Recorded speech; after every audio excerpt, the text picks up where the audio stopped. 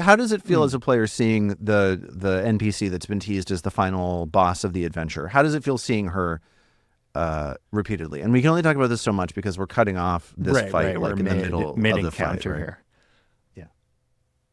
You know, it's interesting because, like, I think we talked a little bit about this.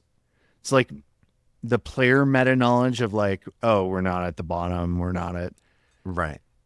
Sort of like this room just doesn't look like a final boss encounter room. Totally. And also just, you know, your knowledge of narrative structure from TV and movies is like, oh, this is the scare tease for like, oh my God, here she is, but she's going to fade back and like, you're going to defeat her in a future episode kind of thing. Yeah. It's cool. I was excited for this encounter because like, I don't know. It's a fun chance to go toe to toe with a boss and, you know, get a big cinematic combat going on and, you know, maybe a little plot tease or hook gets. Yeah. So as a player, I was very excited. Yeah, that's great. I'm glad. I think that, it's an interesting, I have more construction happening if you're hearing more machine sounds coming through my microphone. It's an interesting thing where it's like the other adventure path that we've played all the way to the end, which is Agents of Edgewatch. Yeah. This is, I guess, kind of a spoiler, but it does not do this. It does not do, you see the villain many, many times. It's like a more, and that the villain repeating many times thing is not something that has happened outside of it, within this adventure, aside from with Belcora. So I think it's like, it's sort of exciting to me because it feels a little bit risky of like, it's that thing in horror movies where it's like the more you see Jason, the like less scary Jason is. Yeah.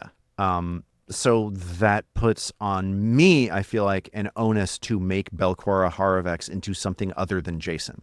Like I can't have her just be a blustering like, ah! I can do that once, like I did last time. But from that point onwards, it's like repeat encounters with this character requires, each time we see her, I feel like pressure to reveal something else about her personality, develop her in some other way so that it feels like somebody that you're getting to know gradually over time rather than like scary monsters. You know what movie did this to me a ton was It Chapter 1.